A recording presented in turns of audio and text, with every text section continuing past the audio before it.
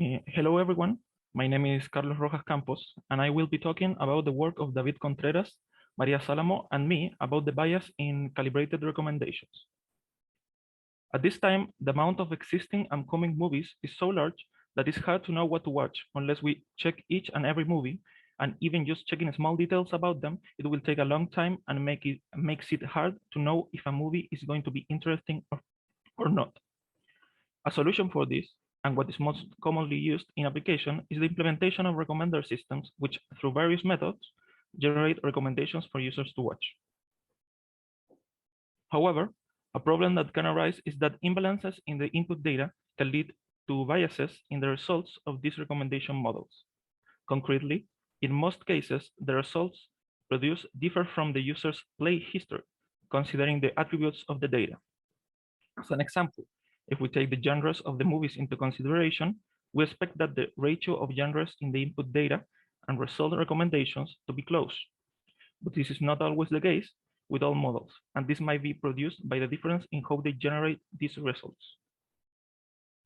To solve this, we can calibrate the results of the recommendations using the genres, so what is recommended is closer to what the user's play history shows.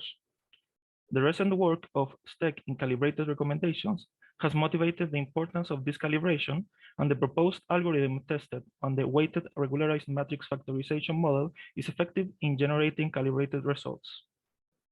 This process consists of taking the input data, which is the user's play history, processes the data through a recommender system that generates a list of recommendations with rating value for each user, and do a post-processing of the data, which re-ranks the list using complementary attributes inherent to the dataset, used to generate recommendations more in line with the past interactions of users. This method does not modify directly the algorithm of the model used for complements, but complements it with its own process. In this work, we generate two research questions to test the calibration as a viable option for general use. First, how does a calibration algorithm deal with the bias associated with the recommended items distribution when considering several recommendation models? And secondly, can the calibration algorithm impact the effectiveness of different recommendation models? To test the algorithm and answer these questions, we used the MovieLens 1M dataset with 6,040 users and 3,600 movies. The values of the ratings are in the range of 1 to 5, but not all movies are rated by all users. In addition, we used a complementary dataset which contains the genres of each movie, such as comedy, horror, among others, where each movie might contain more than one genre, with a total of 18 possible genres. We preprocessed this data to simulate an implicit data input where we retained only the ratings of 4 stars and higher and dropped the lower ratings.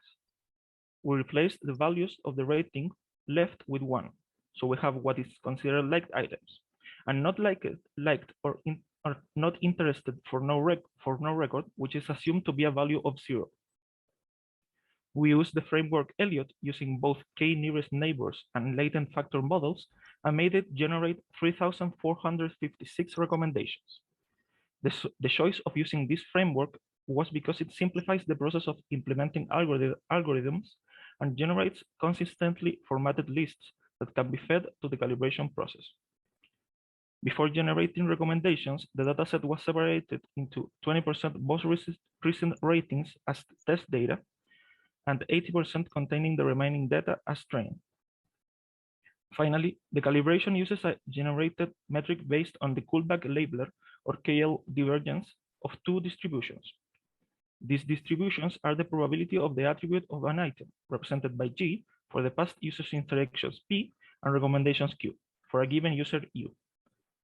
Note that the calibration uses the probability with a small value added with the sole objective of preventing a division by 0.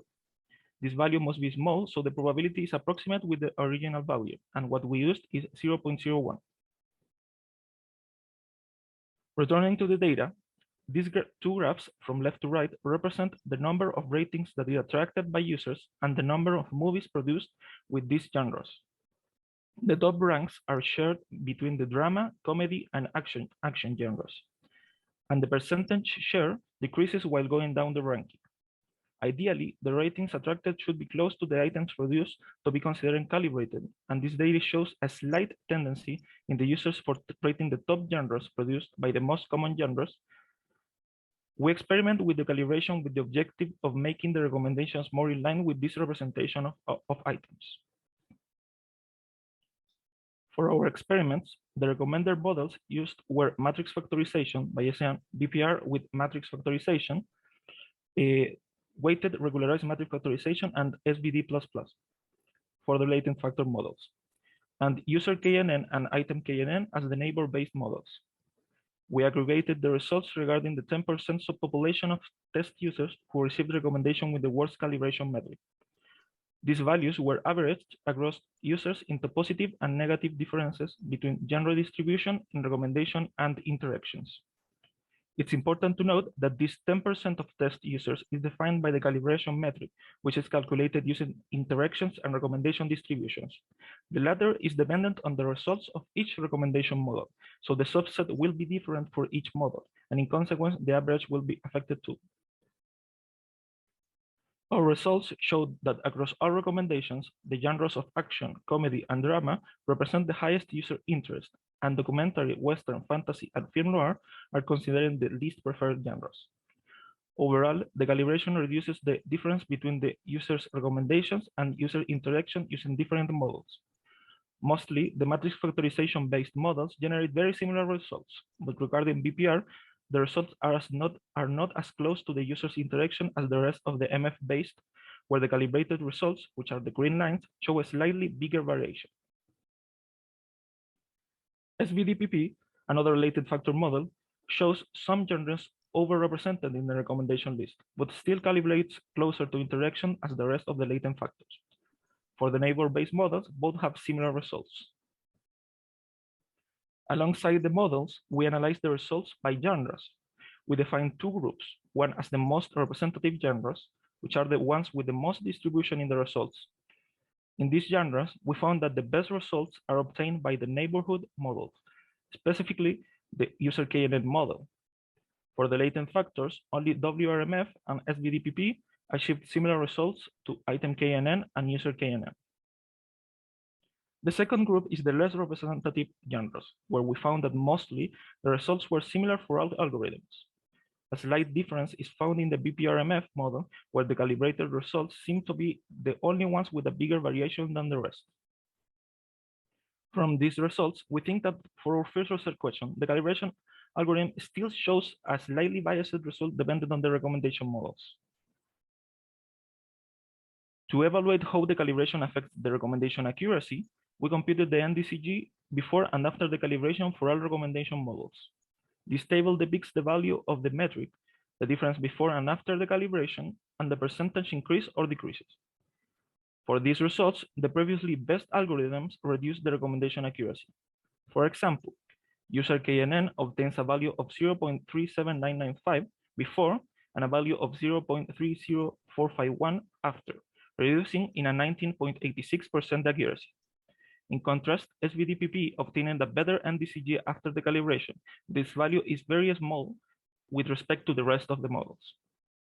It's important to note that the better equity between recommendation accuracy and calibration is achieved by the matrix factorization, which only reduces the recommendation accuracy by 5.96%. In summary, the decrease of accuracy is in the range of 5 to 20%. Therefore, the answer to our second research question is that in most cases, the calibration will have a negative impact in the accuracy of the model. From what we evaluated, we think that the results show a slight bias in the calibration algorithm that depends on the recommendation model.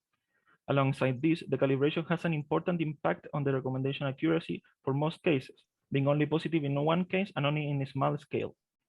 And as future work, we think a study on the interplay between calibration and algorithm fairness is needed to reduce the bias in the calibration. Thank you very much.